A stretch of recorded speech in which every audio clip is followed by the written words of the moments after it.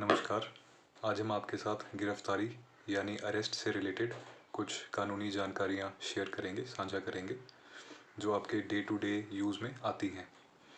हम देखते हैं कभी भी पुलिस किसी आदमी को अरेस्ट करती है तो कभी कभी उनको उनके राइट्स के हिसाब से ट्रीटमेंट नहीं दिया जाता। इस करके आज बहुत ज़रूरी है हम आप सब से बात करें कि जब पुलिस किसी आदमी को अरेस्ट करती है तो उस आदमी के क्या क्या राइट्स होते हैं और पुलिस को क्या क्या प्रोसीजर फॉलो करना होता है।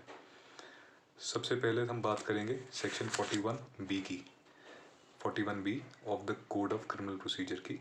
इसमें यह कहा गया है कि जब भी कोई पुलिस ऑफिसर किसी आदमी को अरेस्ट करता है तो उस पुलिस ऑफिसर को अपने नाम का बैज जो है वो पहनना है। एक ऐसा बैज जिसमें उसका ठीक नाम लिखा हो, एक्यूरेट नाम लिखा हो और विजिबल होना चाहिए। वो ऐसा नहीं हो सकता कि बिना बैज के या गलत नाम के साथ वो आपको अरेस्ट करे, तो ये प्रोसीजर की एक अवमानना होगी। दूसरी बात यह है कि जब भी पुलिस ऑफिसर किसी को अरेस्ट करेगा तो एक मेमोरेंडम ऑफ अरेस्ट प्रिपेयर करेगा जो एक विटनेस भी अटेस्ट करेगा। यानी कि जब भी पुलिस किसी को अरेस्ट करती है तो उसको अरेस्ट का एक मेमो बनेगा और वो कोई भी respectable member of the locality या फिर कोई फैमिली मेंबर उसको अटेस्ट कर सकता है।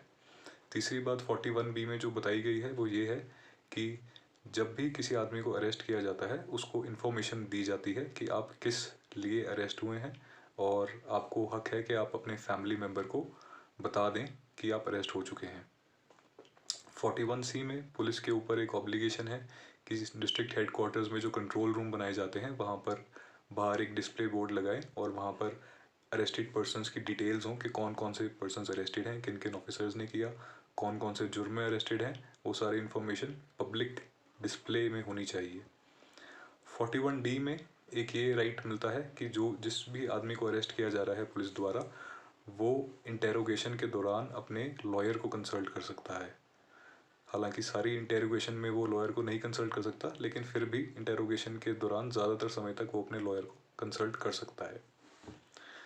इसके बाद एक इम्पॉर्टेंट राइट है सेक्शन 46 में जो प्रोसीजर दिया हुआ है कि अरेस्ट कैसे करें। इसमें ध्यान रखने वाली बात यह है कि जब भी किसी महिला को अरेस्ट किया जाता है तो उसे सिर्फ वर्ड ऑफ माउथ से यानी कि मुँह ज़ुबानी बोल कर अरेस्ट किया जाता है और अगर उसको पकड़ना ज़रूरी है, टच करना ज़रूरी है, वो सिर्फ एक महिला लेडी ऑफिसर के द्वारा ही पॉसिबल है। दूसरी बात इसमें ये दी हुई है कि जब कभी किसी महिला को अरेस्ट करना है तो वो सूरज छिपने के बाद और सूरज उगने से पहले नहीं करेंगे जब तक कि रिटर्न में किसी जुडिशियल मैजिस्ट्रेट की परमिशन ना हो। यानी कि रात के समय किसी महिला को अरेस्ट नहीं करेंगे। उसके बाद सेक्शन 50 में ये बताया गया है कि जब भी किसी आदमी को अरेस्ट करते हैं तो उनको ग्राउंड्स ऑफ अरेस्ट कि आपको अरेस्ट क्यों किया गया है बताने ज़रूरी हैं और इसके साथ साथ उन्हें ये भी बताना ज़रूरी है कि उनके पास बेल लेने का अधिकार है, राइट टू बेल है। सेक्शन 50 सब क्लॉज ए में ये बताया गया है कि जब भी किसी आदमी को अरेस्ट करते हैं तो उसको इन्फॉर्मेशन देने का अधिकार है किसी अपने रिलेटिव को, किसी अपने फ्रेंड को, किसी अपने फैमिली मेम्बर को कि वो अरेस्ट हो चुका है, ताकि उसके जो रिलेटिव्स हैं, फ्रेंड्स हैं, वो उसकी बेल का इंतज़ाम कर सकें या उसे छुड़ाने के लिए कोई लॉयर कर सकें और उन्हें ये पता रहे कि उनका जो मेंबर है, फैमिली मेम्बर है, रिलेटिव है, फ्रेंड है, वो कहाँ चला गया। ऐसा ना हो कि रातों रात किसी को उठा लें और किसी को पता भी ना लगे कि वो कहाँ गया। तो ये कुछ